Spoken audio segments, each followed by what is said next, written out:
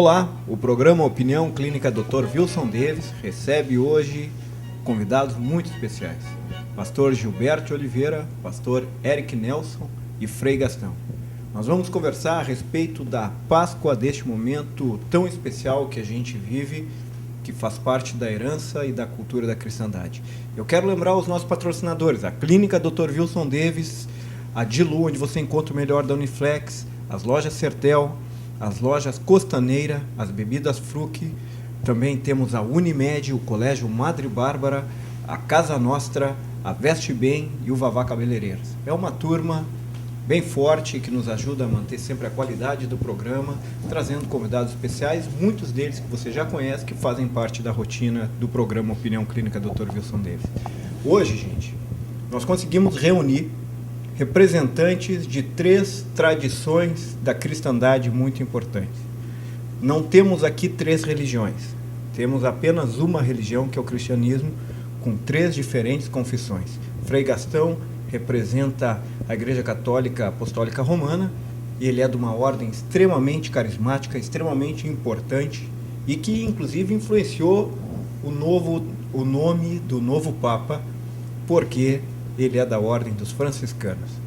Uma grande tradição, a Igreja Católica, nós sabemos de toda a história dela, de toda a sua importância no mundo do Ocidente, e vamos ter uma reflexão bacana com o nosso amigo Frei Gastão, Padre Frei Gastão também, né? Que nem todo religioso, nem todo o franciscano é sacerdote. Frei Gastão é sacerdote. Também temos o pastor Eric Nelson, que representa toda a herança da Igreja Protestante, a partir de Martim Lutero e dos reformadores, a partir do ano de 1500 e alguns anos, trazendo a espiritualidade protestante, a espiritualidade histórica protestante. E, enfim, temos o pastor Gilberto de Oliveira, que é pastor da Igreja Assembleia de Deus, que é a principal igreja no mundo pentecostal, que começou no início do século XX, e é a grande referência em qualquer estudo teológico, filosófico, antropológico a respeito do movimento pentecostal, que é diferente também deste novo pentecostalismo, que é chamado de neopentecostalismo. Então, 3 tradições muito importantes: a Assembleia de Deus com toda a sua história no mundo, com todo o seu movimento, todo o seu carisma, a Igreja Luterana Evangélica da mesma forma e a Igreja Católica da mesma forma. Muito obrigado, toda essa introdução para poder explicar um pouco as razões de ter 3 pessoas tão importantes, 3 pessoas que servem a Deus, que têm suas convicções de fé e que poderão aqui hoje partilhar com o nosso telespectador, que é um telespectador assíduo e exigente, a respeito daquilo que se constitui a grande herança, a grande libertação da cristandade a partir de uma herança judaica, que é a Páscoa. Gilberto, muito bom te ter, seja bem-vindo. Obrigado, David. É uma honra estar aqui contigo, juntamente com o pastor Eric, com o Frei Gastão. Eu me sinto honrado de estar aqui com vocês. Pastor Eric? Fizesse uma introdução muito interessante.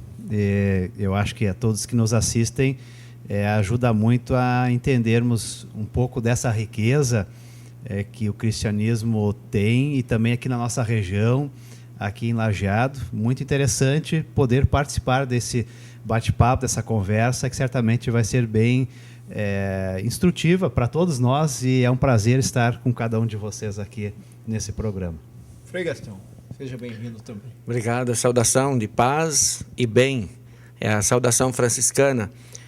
Quero também participar e me alegrar com esta grande e nobre companhia, o Gilberto e o Eric. Nós já nos encontrávamos nos nossos encontros de padres e pastores, e também falar sobre este grande acontecimento, o maior acontecimento da cristandade, que é a Páscoa da Ressurreição. Saudação a todos. Muito bem, depois dessas palavras introdutórias e de vocês serem saudados, vamos para a essência da nossa conversa hoje, para que nós possamos refletir e de certa forma, aprender mais e mais sobre o Pessah, que em hebraico significa Páscoa. Pastor Eric, como na tradição protestante da Igreja Evangélica Luterana se vê a questão da Páscoa? importante que tu colocas já no início da nossa conversa, esse início que tem lá no Antigo Testamento, onde o povo de Israel estava ou vivia numa situação de escravidão há muitos anos no Egito, e esse povo levantava um pedido de ajuda a Deus para que pudessem ser libertos daquela vida de escravidão. Assim nós lemos no Antigo Testamento, especialmente em Êxodo, onde fala então que Moisés foi alguém usado por Deus justamente para levar esse povo para uma vida liberta da escravidão no Egito.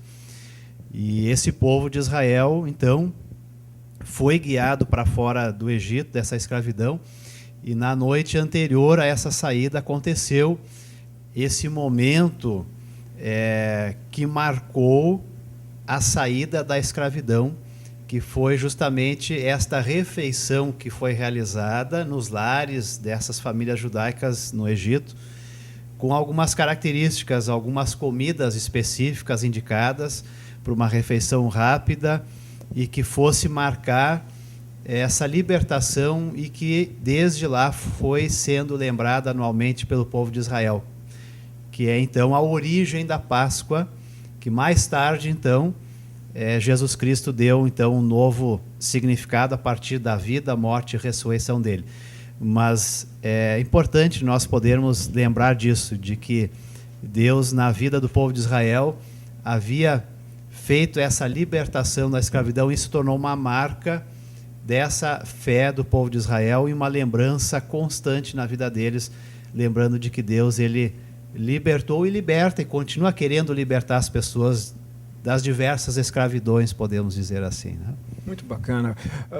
Frei Gastão, nós sabemos muito bem que a tradição católica tem na Páscoa, dentro do seu calendário litúrgico, uma essencialidade da caminhada. É impossível ser cristão e ser de confissão católica sem ser emancipado na Páscoa e ser construído a partir desta Páscoa. De certa forma, como os franciscanos e a Igreja vê a Páscoa judaica e a Páscoa cristã?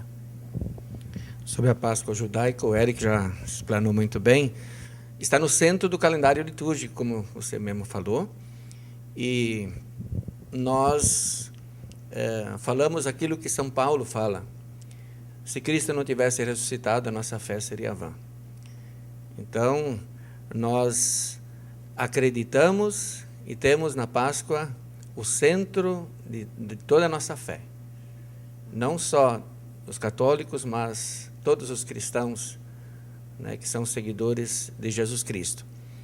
Então, nós temos um longo tempo de preparação, onde as famílias se reúnem, 40 dias, que lembra os 40 dias da caminhada, né, os 40 anos. 40 é um número muito simbólico, que representa o tempo necessário para algo muito importante acontecer. Então, para nós nos preparamos muito tempo com jejum, com oração, com penitência, abstenção de carne. Então, são todos gestos simbólicos que nos preparam para esta grande festa da Páscoa. Pastor Gilberto, a Igreja Pentecostal, herança do protestantismo, né, o reformando, nós insistimos em nos reformar a vida toda. Isso faz parte da história do cristianismo. E essas reformas, elas não estou aqui no mérito, são boas ou ruins, não. A nossa diversidade, mas que nos aproxima na comunhão, isso que importa. Mas dentro desta perspectiva, obviamente nós vamos pelo mesmo caminho com a Igreja Assembleia de Deus, sobre essa ideia da Páscoa judaica e a Páscoa cristã? É muito bem colocado pelo pastor Eric, pelo Frei, e a gente tem essa concepção desde pequeno, vamos aprendendo, e resume-se basicamente na celebração da vida de Cristo, a sua morte e sua ressurreição. Então, dentro do período da Páscoa, nós ficamos voltados, com o espírito totalmente voltado, alegre, de uma forma assim convicta que Cristo é a nossa vida, é a nossa libertação. Através do seu sacrifício, hoje nós somos libertos, né? Eu acho interessante que vocês os três colocaram a questão que é muito pontual na cristandade, é uma essencialidade da cristandade, Cristo. No discurso veio Cristo. Se estivéssemos com um judeu, obviamente nós teríamos que fazer uma reflexão diferente, porque não teríamos Cristo ali, né, nesta questão da fé. Não parece para vocês um pouco contraditório, no primeiro momento, quando se fala em libertação, estás falando de morte? Frei Gastão, fiquem livres para ir expondo isso. É tão contraditório, e talvez no tempo que a gente está vivendo, o nosso telespectador entendeu a pergunta, que é um tempo onde absolutamente se nega qualquer sacrifício. A pós-modernidade, o nome que a gente dá para esse período histórico, é marcada por um relativismo e por um afastamento de qualquer possibilidade de sofrimento, de renúncia, né, de doação. E aí nós falamos de Páscoa, libertação, mas se falamos de Páscoa e libertação, dentro dessa perspectiva que vocês enfatizaram, que é o Cristo, todo perfeito, o Cordeiro e tal, não é uma contradição, Frei Gastão? Nós não somos masoquistas, né? Nós não queremos sofrer sem colocar o sentido no sofrimento. Mesmo as pessoas que sofrem, e nesse tempo a gente visita muitas pessoas doentes nas casas e nos hospitais, a gente vê todo o sofrimento, mas uma pessoa que tem fé, ela consegue suportar melhor o sofrimento, porque coloca tudo nas mãos de Deus e aí parece que a dor alivia. Então, o sacrifício de Cristo é para a nossa redenção. Claro, para o mundo atual hoje é muito difícil entender isso, né? Mas aí entra a questão do sangue, da aliança, que o povo judeu então colocava o sangue dos animais como a aliança, reatar a aliança com Deus, e todos estes sacrifícios agora são dispensados no Novo Testamento, porque o único e verdadeiro sacrifício é o de Cristo, que com o sangue dele liberta toda a humanidade, e a sua aliança é eterna, para todo sempre. Então, é claro, os mistérios de Deus são insondáveis. Nós, humanos, é difícil nós compreendermos a dimensão do grande mistério de Deus. Mas a morte de Jesus realmente é algo que cada ano choca, Sexta-feira Santa, mas é o caminho para a libertação, a morte para a vida. É um tema extremamente interessante esse que foi levantado aqui. Tenho lido algumas pessoas nos últimos dias, inclusive da área da medicina, dizendo que nós hoje precisamos olhar mais de frente, com mais profundidade, a realidade da morte e da nossa finitude humana. Talvez esse seja um dos nossos problemas hoje. Nós queremos evitar tudo aquilo que nos lembra da morte. E, na verdade, Cristo ele não evitou a morte, mas ele enfrentou ela.